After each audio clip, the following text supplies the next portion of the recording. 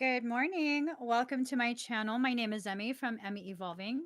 If this is your first time joining me, thank you for finding me. If this is not your first time, thank you for coming back. So, I'm going to be doing a reading right now for Pisces, Sun, Moon, Rising, and Venus. Also for your cross watchers. Also for people who find themselves on my video without any Pisces anything. You're probably an empath and you're probably going to receive a message from your soul. So, let's get started. I asked what this reading was going to be about, and I was told things are ramping up. Okay, whatever the situation is, it's ramping up. It's going to be something that for whoever is avoiding this, I don't know if it's you or if it's the other person. Okay, so it's about someone else. This involves a second individual. So it's not just you. You, wow. Okay. Things are ramping up. I assume someone is trying to avoid the other person, and or maybe trying to avoid the processing of what this other person means for their journey.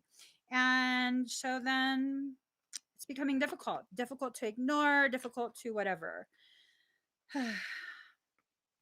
I guess I'd rather talk about that than talk about apocalyptic things. So, we'll take that. We'll take that. All right. Shit ton of cards. Shit ton of cards. All right. Put this aside. No, I don't want to do that deck. I'll do this one. I guess this is an important one. I don't know. I'm having such a hard time shuffling today. Jesus. Maria Josefa. Oh, no. That's upside down. Okay, let's just get two off the top. And then I'm told this deck.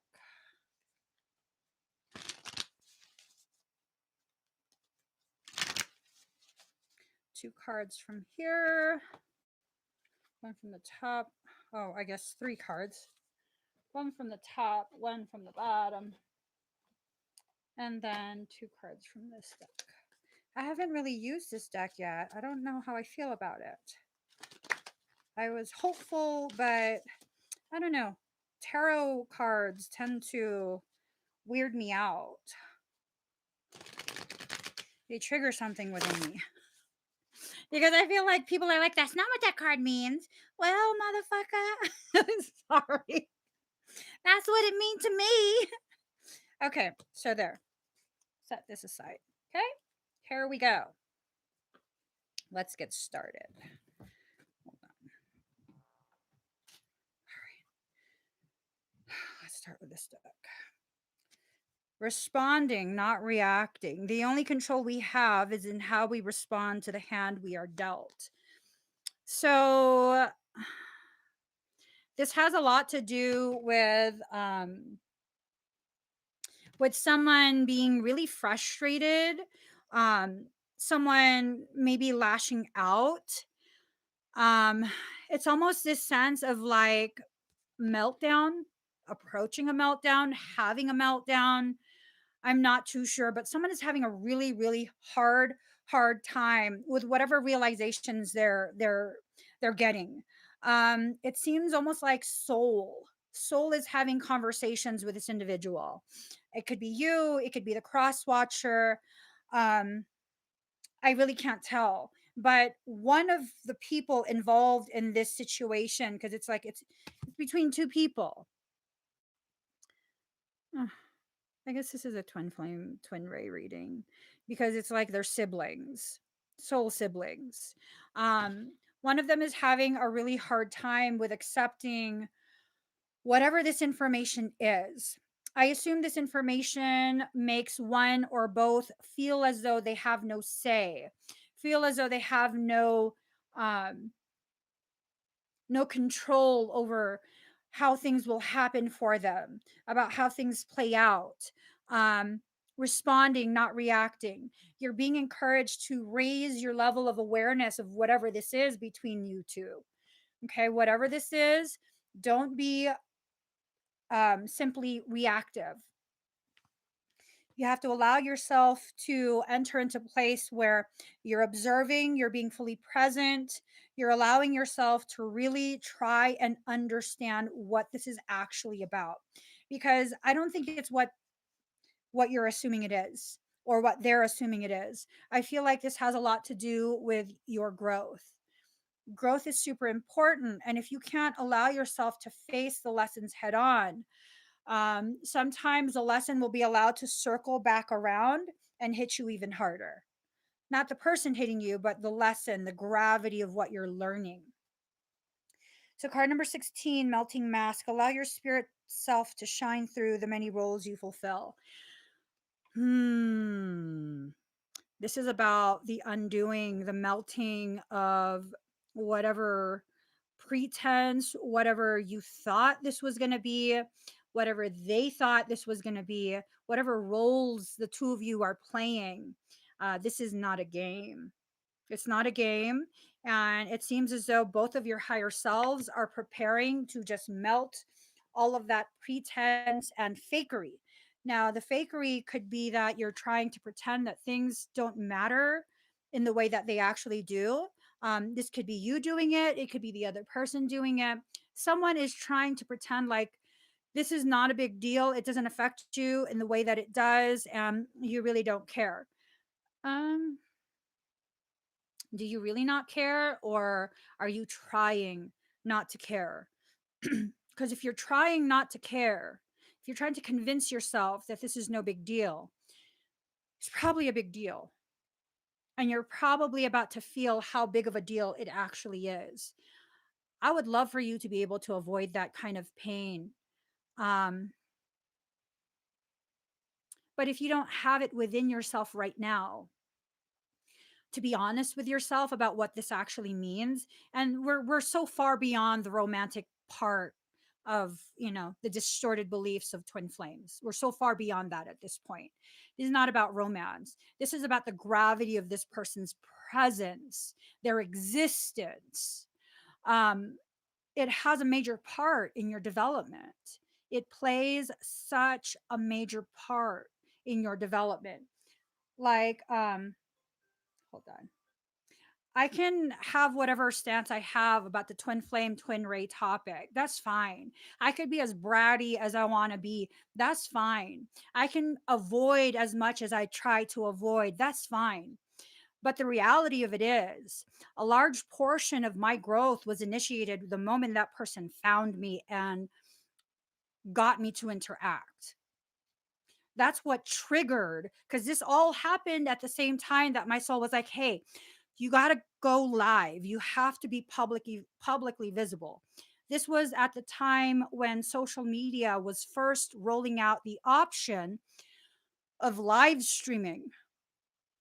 And I didn't want to go live. I still don't. 63% at 9 o'clock. 63900.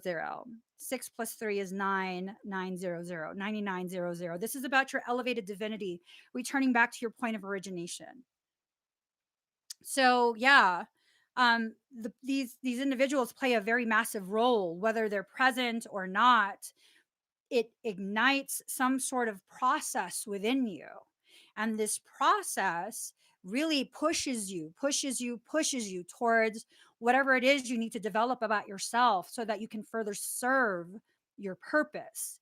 This is about really truly allowing your organic process to continue, to not be interrupted, to not try and force things to play out in the way you expect it to, because you're interfering with your own process. Things are ramping up. The more you try and fight your own process, the harder it's going to be for you. Things are ramping up. Many, if not all, of my readings have nothing to do with romance. My readings are really um, intended to help you with your personal process of growth, development of your character, a ripening of your integrity, helping you to reach higher levels of dimensional consciousness so you can be more profoundly aware of where you're at within your journey. Okay. So we're not talking about romance here. This person is important, not because they're supposed to be your boyfriend or your girlfriend, your husband or your wife. No, because they play such an integral role in your spiritual, energetic development. That's why they are important. So, card number 8. Weeping wound, you are not your wounds. So the wounds were inflicted the moment we began to really take in that distorted teaching regarding what twin flames and twin rays are and how they fit into our lives, what role they play, that we're supposed to be nothing but romantic partners. Um, that's just not true. That's just not true. That's not what I know it to be.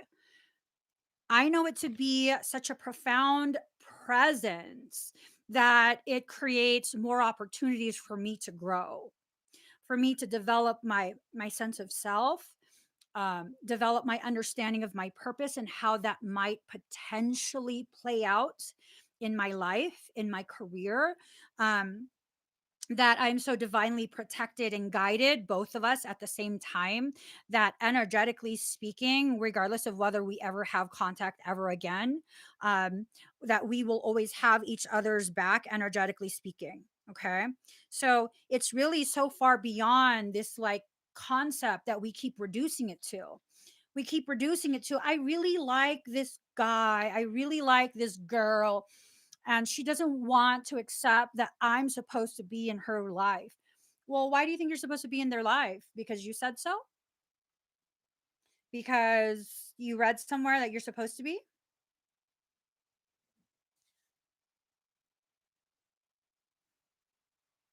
Where did you get that assumption? Because I think that that assumption is what's causing a lot of your pain. Unnecessary struggle. They don't have to be physically present in your life. They don't. For some, when you become aware that this individual actually is a real person, that triggers some sort of process within you. And that process helps you to better rediscover what you might be here for, what purpose you might serve for the development of the human consciousness. Um, but I've never, ever, yeah, I've never felt like this is strictly, that we have to be in a romantic relationship. We have to this, we have to that. I mean, all I got to do is just be the best, most authentic version of myself possible at any given moment. Has nothing to do with someone else and a romantic partner. Expect powerful change. Things are ramping up, you guys. Expect powerful change. Whatever this wound is, it's being filled with energy. This wound, and it's very interesting that it comes out to the number 8, card number 8, 8 being the number of reunification, reunification of self and soul, reunification of your masculine and your feminine, reunification of that mirrored aspect of you that exists outside of you. Your twin ray, twin flame is not your other half. They're your mirrored self existing outside of you. They are some sort of counterpart, a complement to your soul and your soul's process of relearning whatever it is it's here for. So, powerful change is coming. Did I just not talk about this? So, I just talked about how it doesn't have to be romantic, and then a new romantic cycle begins. New moon in Libra. Y'all, this is not me talking shit, okay? This is me just sharing what I observe. Um, with Libra energy, it can be very, very beautiful. It can be something so profound. You can draw people to you. You can, you know, it can be really, really powerful. But if you're not balanced, then what ends up happening is what I see Libra energy doing: sabotage, self sabotage.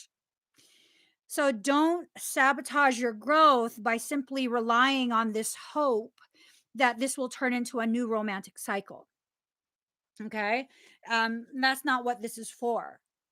This is for such an elevated growth that can gift you with a more profound understanding of yourself and your journey. Um, yeah, I'm really catty today. I'm really, really catty today because I found myself wanting to say, in response to that comment, how very Gemini of you to come onto a Piscean reading and ask if I can do a reading for you. Ah, stop it. Stop it, girl. It's time to release negativity. Release that negative. Release, release, release. I rebuke you, Satan. I rebuke you. Okay, rebuke whatever is attempting to get you to fall out of center. Honestly, I think my husband's a Gemini.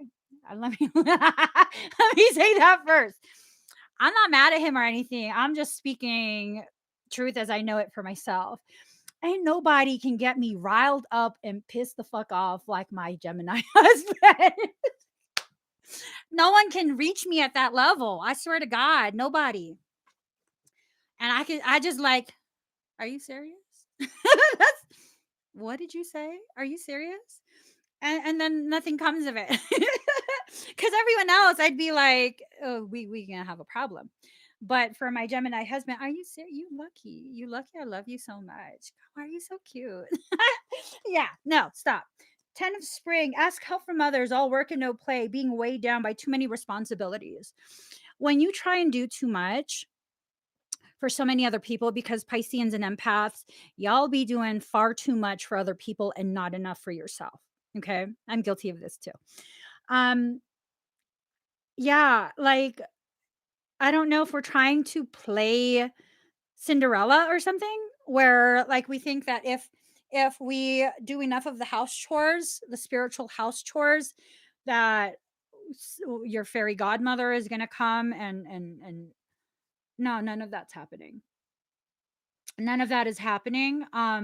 There's not something outside of you that's going to suddenly be like, hey, you've been giving too much, and it's just not going to happen. You're going to need to do this for yourself, within your own mind, recognizing that you have to stop forcing yourself to play the role of like indentured servant, indentured spiritual servant to everyone else. It's okay for you to be the king or queen of your life. I mean, of your life. That's the emphasis, of your life. Like you don't expect other people to bow down to you. You can still carry yourself like a king or queen. You don't have to continue to demote yourself to an indentured servant. You don't have to be apologetic for the fact that you exist with a higher level of awareness. And I think that's part of what happens is that empaths and Pisceans, we consistently exist in such a way where it's like we are apologetic for existing. Why are you sorry for existing? What is that about? Who lied to you and told you that you have to be sorry for the fact that you exist? You know, you don't. You don't have to be sorry for existing. You don't have to be apologetic for having standards and, any of that. You don't. No, it's not free. Four of autumn. And that's the last time I'm going to acknowledge you before I ban you. Because although you're Gemini and I like Gemini, you're not my husband. So I'm not going to keep tolerating you. So, four of autumn, manage your resources wisely, achieve a balance in how you spend and save money. Help out those who are less fortunate.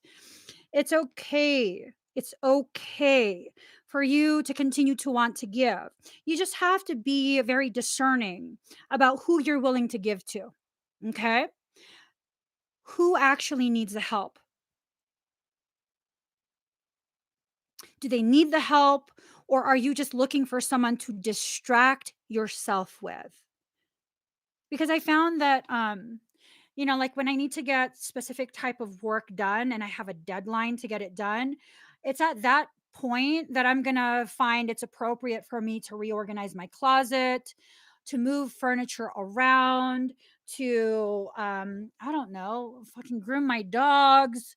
Yeah, train my cat. It's just all these other things that I have to do that are important because I want to avoid the work that I actually do have to do.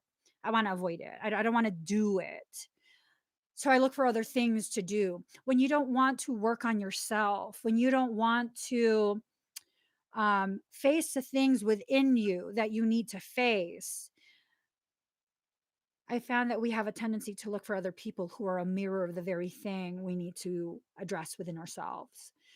When you find yourself doing that, you have to pause. You have to ask yourself, why am I doing this? What am I trying to avoid about my journey, about my growth? What don't I want to see about myself? What is it? Like, what is it? And you might be very shocked to see how often, to recognize how often you do this. Because I recognized after a certain point, I was doing this pretty much every day, all day, throughout the whole day. One of the things that I was known for in my circle of friends before I allowed myself to become publicly visible was that you could call me at any time. I swear to God, you could call me on Messenger at like 2 in the morning, 4 in the morning. I will wake my ass up and be present for you. I found myself on Messenger all day long, helping other people all the time. All the time. Was I really helping, or was I using you for my own selfish ends? I'll tell you, I was being very selfish in that. I was looking for the very people who I knew would consistently need me all the time, because the more, confused you are about your life, the less you want to work on your life, the more you need me. The more you need me, the less time I have to actually pause and take a look at myself and my journey, my life, my lack of growth, my slowed down progress. You have to recognize when you do this. You have to. My growth exploded when I recognized I was doing this 7 days a week. And I'm not talking about getting paid.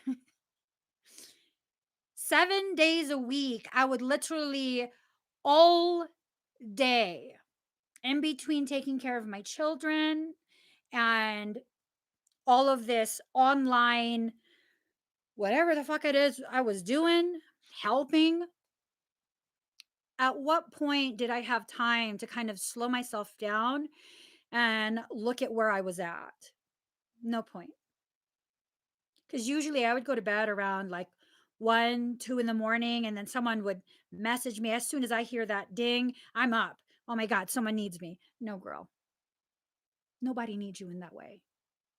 Nobody needed you in that way. You were hoping people needed you in that way so that you could be too busy to work on yourself, because you didn't see the value in yourself. You continued to overgive, volunteering. No, let me help you. No, let me help you. Oh, I'll fix that for you. Oh, I'll get this for you. I'll get that for you. I'll do this for you. I'll do that for you.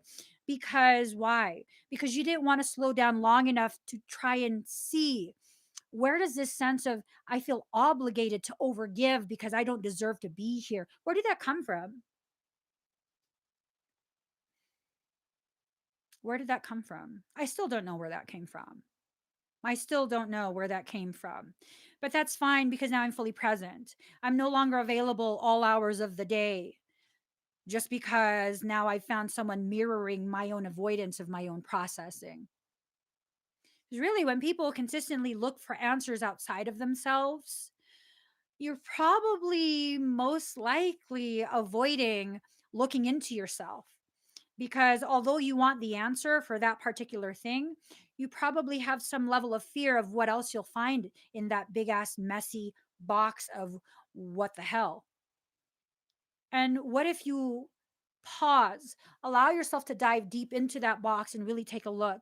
What if you find your power, your grace, your compassion for self, your balance, your acceptance of your greatness, the greatness that leads to the abundance, which is more than just money? I'm talking about abundance in that you find the people who see you.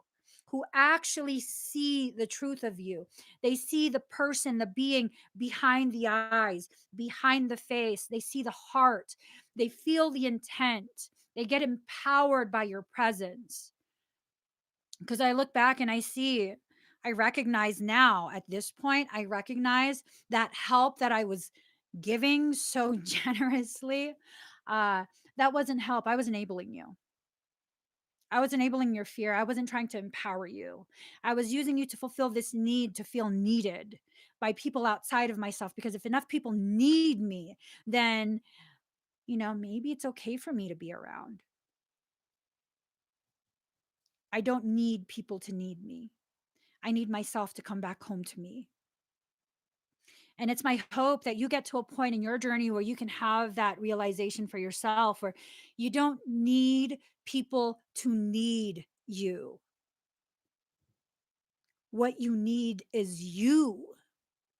Your inner child needs you, the adult you, to come home, to come back to center, to begin the process of healing your own wounds. And it's not that you have to shut everyone out and everything out, it's that you have to recognize the answers are within you. You've been being given answers to all your questions this entire time. It's already within you. And these things you find outside of you, they really are just indicators of confirmation. Like you're being given confirmation that the answer was already delivered to you previously. So let's see. Two of Autumn, bring fun into everything you do, juggling multiple priorities or jobs, an exceptional talent for multitasking. You can do more than one thing at one time. Sometimes when you do need to help somebody, when there is a true need to help, maybe if you pause and allow yourself to see in helping, you're actually being given the opportunity to practice implementing solutions for your own problems, for your own struggles. If you allow yourself to see that, because honestly, it's a lot easier to find feasible solutions for yourself and your struggles when you're helping someone else. Because if they're going through a similar situation, you're not as emotionally invested in that pain. So you can be fully present and think logically of solutions without having the distortions that your emotions cause, that elevated emotion.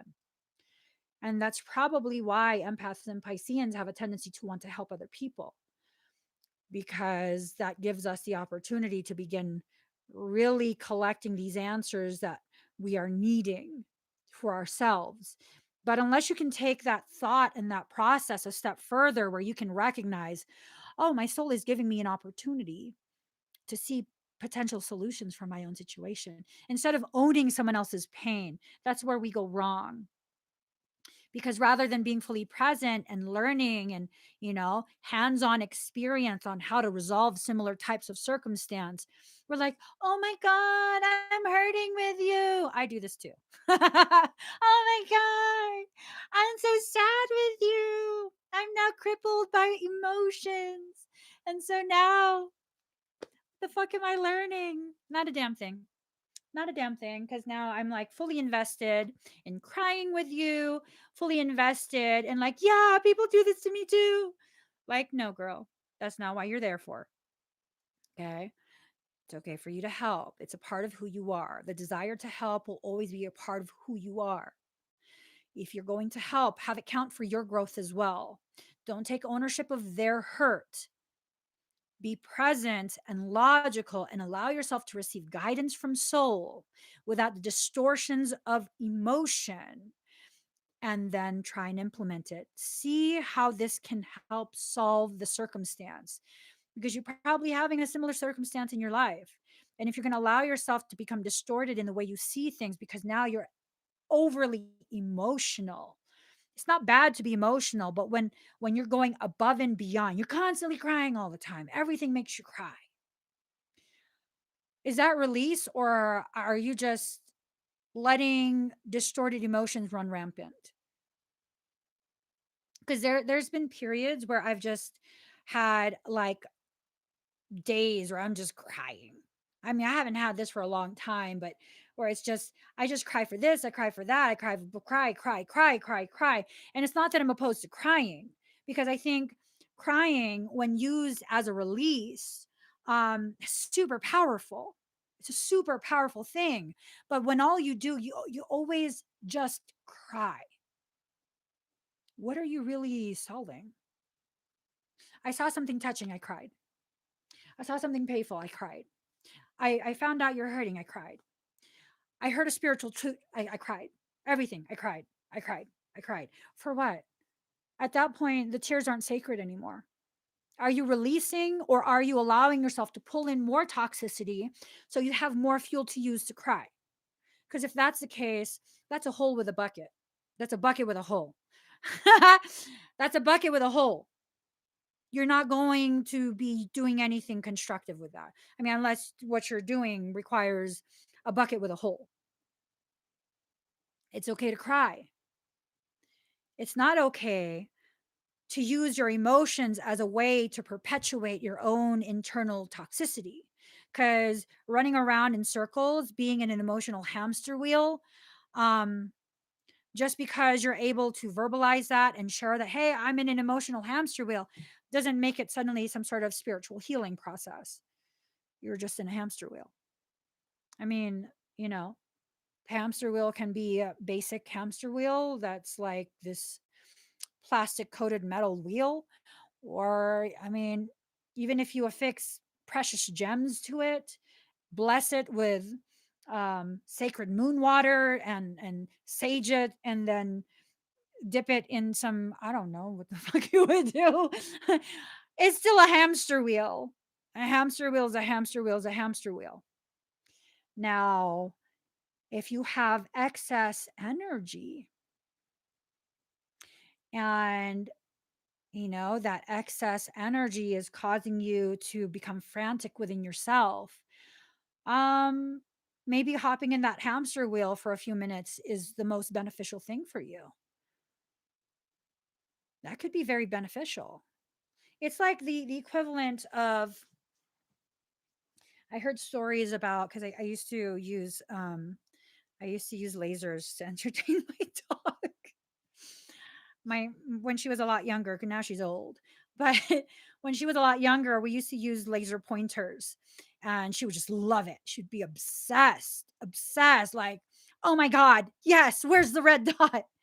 And my kids would use the red dot on their Nerf guns.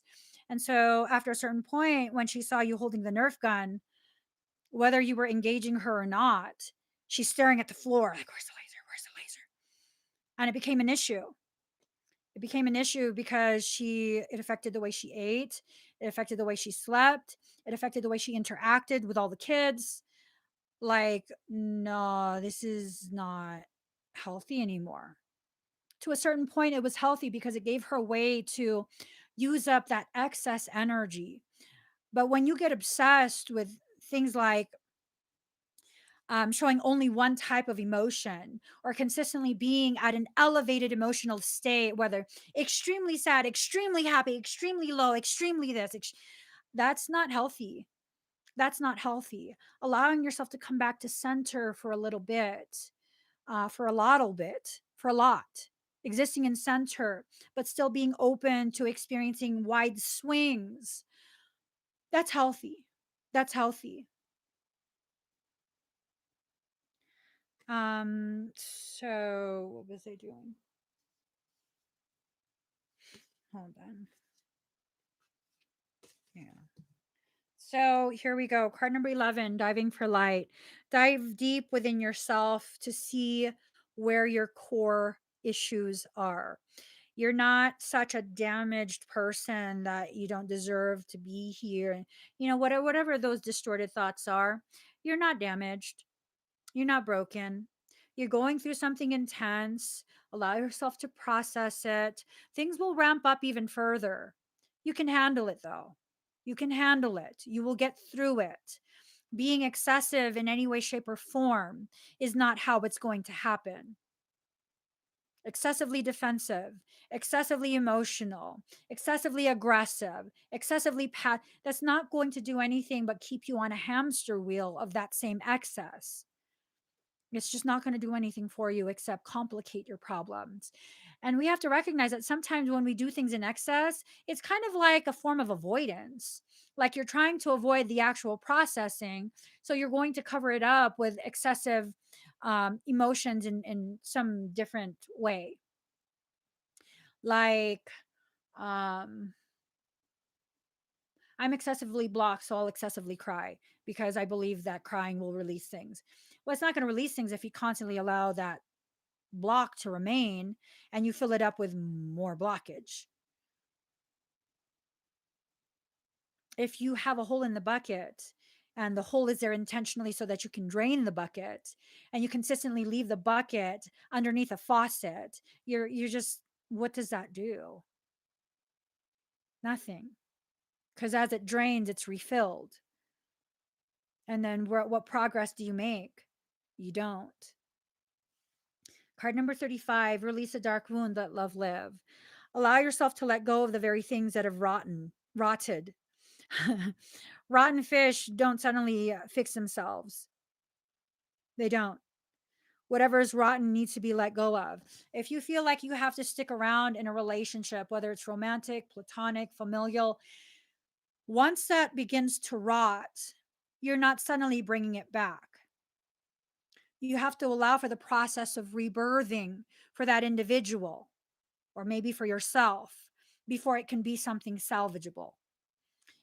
And if the other person does not want to be reborn into a different form, if they don't want to shed the layers that have begun to rot, there's nothing you're going to do to stop that, to solve that, to fix it, because that's not something that needs to be fixed. That's their process.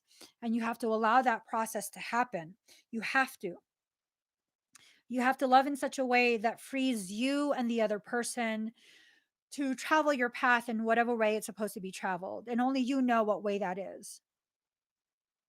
Only you know. So, card number 31, trust yourself. Everything in creation is supporting you through positivity, through negativity, through challenge, through upliftment, adversity, support. Creation can support you in both ways, both ends of the spectrum. It's not just all positive. Sometimes the support and the encouragement to move forward is through loss. It's through a sense of being betrayed. It's through the ending of something. For example, if creation is preparing a very beautiful, empowering, um, very loving, supportive relationship, romantic relationship, and you're in a toxic relationship right now, that might be why that relationship needs to end. That might be why the romantic relationship you're in right now, is going through all of this ugliness, but you refuse to let go. And if you refuse to let go, how are you going to move forward into where your soul is trying to bring you? How are you going to do that? You're not. Eventually, things just need to play itself out. And that's going to hurt more. That's going to hurt a lot more. Hold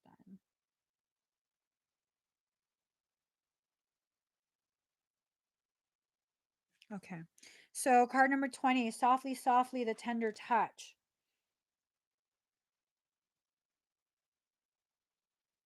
You have to allow yourself to have conversations with yourself in a very gentle manner.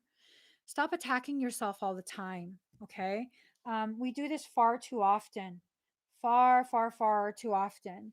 And um, what ends up happening is we end up surrounding ourselves with the very elements that make us feel trapped. Card number 26, relax the hold of darkness and be at cause. Stop swirling around yourself frantically and then thinking that you're somehow surrounded by things outside of you. Um, what ends up happening, this is what I've noticed quite a bit. Uh, when you refuse to have that internal conversation, soul will bring to you that external circumstance to force you to recognize what's going on internally. It's not punishment. I promise you, it's not punishment. It's because you're refusing to learn the lesson in the most compassionate way possible for yourself. You're asking yourself to, your higher self, to elevate the ways in which the lesson is received. And that elevated struggle gifts you with an elevated and ripened, deepened understanding if you choose to do the work. Dream a beautiful dream. You're at the epicenter of what you're creating for your life. Whatever's going in your life, whatever's happening, you're at the epicenter of that co creation process. I mean, my life is constantly negative. Well, are you negative? Are you drawn to the negativity within you by projecting it outside of you? I read this thing once. It was super profound. It was a meme that was a conversation between two friends. And I guess a relationship ended. And friend one was like, I have such bad luck in relationships. I keep attracting the same type of people. And friend two says, you're a very beautiful woman. You attract a lot of people, but you choose to only recognize the ones who have the same type of behavioral problems. Those are the ones that you choose. It's not that that's all you attract, it's that that's all you're willing to see. That would be the equivalent of me saying, I only attract people who want to use me, people who want to take advantage of my kindness. Because I used to kind of feel that years ago. And I recognized, no, that's not all I attract. I attract quite a few people who want to help me just because they want to help me, because they see me, they see the struggle that I go through silently, and they want to help because they care, not because they want anything in return. And I choose to push those people away. And instead, I choose to have the people who are around because they benefit from me in some way. Those are the ones that I was keeping around. Why? I recognized I was going through periods of insecurity where I needed to be needed outside of myself. I needed this to be witnessed by me, because going through my own process silently and being supported, that was scary. It was scary. It was scary to allow people to support me and love me with no expectations. They had no expectations of me. They just wanted to give. But no, I mean, heaven forbid I allow myself to receive. I just couldn't do it. I couldn't do it. It was a scary thing. Oh, receiving. Yeah, that's the last card, receiving. Heaven forbid I allow myself to receive. And I finally am starting to work through that with your guys' help. The first time I think that I've allowed myself to really be very, very vulnerable and allow people to help me and trust that this is not going to be used against me was when I made it publicly known that I needed help to help my brother. And some people will be like, but I mean, it's not even really helping you. You're helping your brother. How is that for you? Well, it helped me to learn quite a bit. That's why it's for me. The money doesn't go to me. The money goes to him. I use it for him and only him, whatever he needs. But the fact that I was able to allow myself to be so publicly vulnerable and not be afraid anymore of how that will be received. Like, and it wasn't like, oh, people are going to think you're dramatic, people are going to think you're abusing their no, it was this thing of, oh my god, what will happen, people know that this is a weak spot for me. Oh my god, is this how people will find a way to hurt me by hurting him? And then I recognize nothing can hurt me without my permission. Nothing can harm him without his permission. That I need to trust in this process, that I need to finally stop pushing away the very people who have loved me for years and have been waiting for years for an opportunity to help me because for whatever reason they feel that I've done so much for them in their development. No, you're developing yourself. I don't understand that, but I'm not okay. I won't correct people. Um, so it's basically allowing for the return of the energy that I put out into the world, allowing the love that I give other people with no expectations of anything in return to circle back around and wrap me and make me feel as loved as I actually am. That's such a profound experience when you allow yourself to experience your life fully and trust that whatever you're going to go through, this is something that's going to grow you. Stop trying to avoid the types of things that will grow you, because I wouldn't be surprised if at some point it will come back to me and someone will be like, oh, but I gave you something. But that was your choice. That's a hard thing for me to say. That was your choice. And I'm going to have to defend myself in that.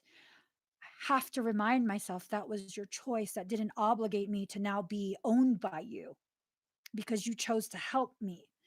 That's such a difficult thing for Pisceans and empaths to get to that point where you recognize, hey, wait, that's not okay. I was in a very rough position. You offered to help under the impression that you're just helping because you care.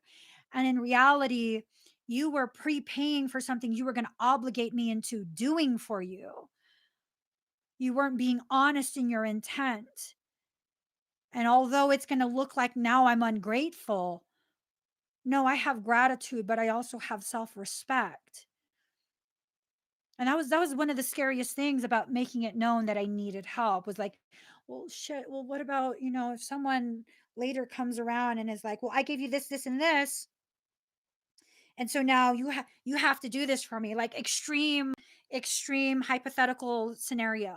Well, Emmy, I donated X amount of money, and so I was there for you when you needed me, and now I need you to be there because I need this person cursed. What the fuck? That is an extreme example, but it's still a very realistic one. It's still something probable where, what do I say now? What the fuck? How do I respond to that? Well, like how I said, had I known that your help came with strings attached, actually, those aren't even strings, those are shackles to bind me with, um, I would not have accepted it. I would not have accepted it. And that in itself is a gift as well, because not only did they give to you and help you in that time of vulnerability, now they're gifting you with a secondary lesson to learn an even more profound thing, where it's like limitations, boundaries. You can still be grateful and have boundaries. Like, no, I'm not fucking cursing anybody. Yeah, no, no, I'm not going to feel bad. Like, that's not something I do. That's not who I am. You donated to a cause. You didn't purchase my soul and abilities. And these are things we need to begin learning, because these are all extreme examples. But really, how many of us go through this on the day to day? How many of us are so afraid of allowing people to gift us things because of what that might mean later on? I mean, to this day, I still have a problem with people giving me gifts. Like, it's hard for me. It's hard for me. I can't just accept it. I have to go above and beyond to repay you 5 times over for whatever you chose, willingly chose on your own to gift me with, because I don't ever want you to be able to be in a position where you could hold that against me. That's craziness. That's craziness. I had someone last summer. They were just very, very grateful for whatever reason about my presence in their journey through live streams. And they gifted me with a ridiculously luxurious gift. It's fucking about $1,000 worth of moisturizer. Like, yo, my fucking moisturizer is not cheap. She gave me a whole set and two of those. And I was like, oh fuck, what am I gonna owe you? um God, this is scary for me to accept this, because what am I going to have to owe you now? And to this day, this person has never brought up that they gave me a gift. They didn't even want me to mention it to anybody. They they've never asked me for anything in return.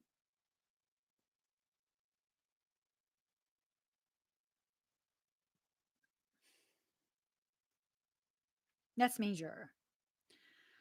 That's major. That is so major to me. That's a major lesson that I'm learning. Major. And this is not something where it's like because of the dollar amount. No, it's the fact that they gifted me with something without any expectation of that's the first time I've allowed myself to receive something from someone who I don't have like a very deep personal connection with for a prolonged period. That's the first time I ever allowed myself to receive something. And even with that, she had to message several times, like, look, I just want to give you something. I'm like, no, you don't have to. Oh my God.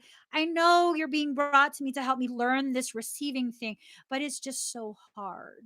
It's really hard for me. It's not that I don't trust you, it's that I don't know how to receive. And I had to allow myself to recognize this. You don't even know what she's going to give you. She could be giving you a sample and you would still be grateful, but you're being so unreasonable in your feast assumptions of now you're going to owe her something. And she ended up giving me more than just a sample. She gave me a shit ton of stuff, and I'm just like, oh my God. I was in the parking lot of my PO box crying my ass off because, like, oh my God, why did she do this? Why did she give all of this to me? And when I asked, she was like, because you deserve it. Oh my God.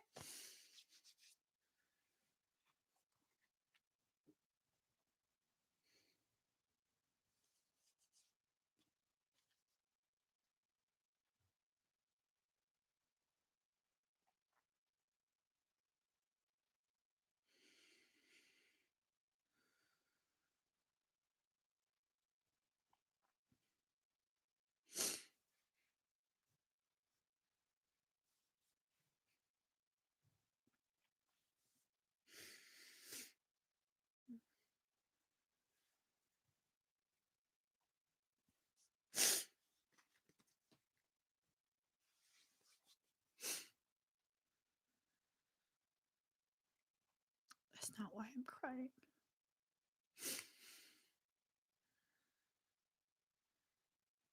Like, I've learned enough about me deserving nice gestures.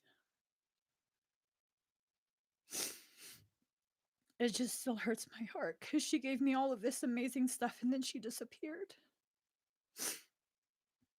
And usually I don't hold on to people. Usually people will come and go in and out of my life, and it's just like, I hope you have an amazing life. If your journey is no longer one that keeps us walking in the same direction side by side, that's okay with me.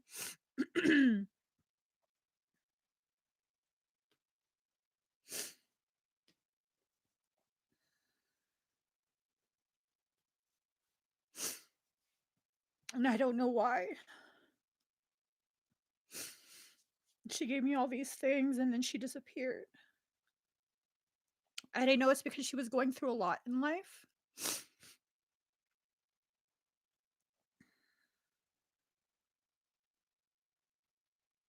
But there's always still just this piece of me that's like, is she ever coming back?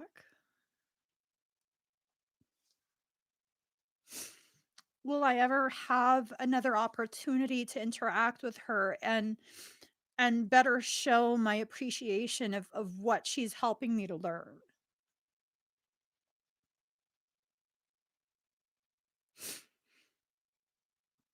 Or was this simply like our paths crossed just so she could help me learn this? And that our paths had to diverge so that I wouldn't have an opportunity to continue that cycle of overgiving, feeling indebted forever because of a kind gesture.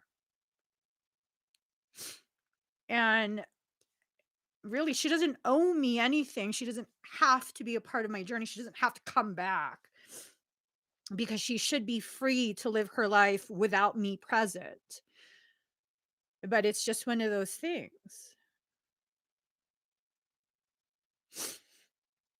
And it's kind of weird because really I don't hold on to people in that way. I really, really don't. I just don't. 99% at 9:48.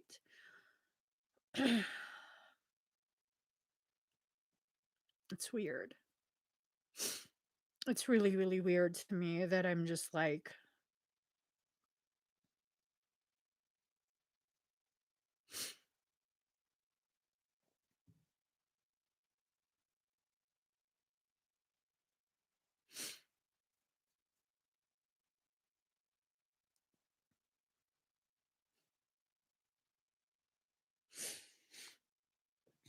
okay, that is today's emotional moment. Um, yeah, I'm done reading. I'm done reading.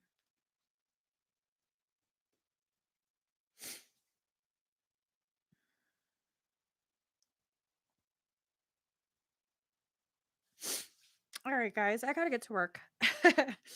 I gotta get to work. If y'all can please give this video a thumbs up, that would be amazing.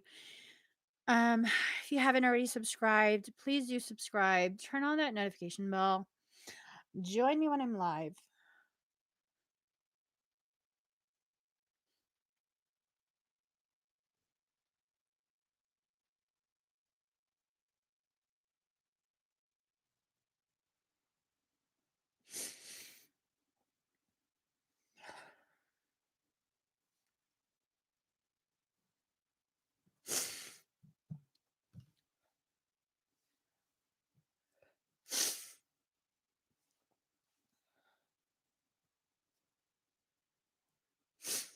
Michael says to be honest. I'm lying. I'm off today. I don't need to get back to work. I just don't want you guys to see me crying. Because I don't want her to feel bad. If she ever did see this, I don't want her to feel bad.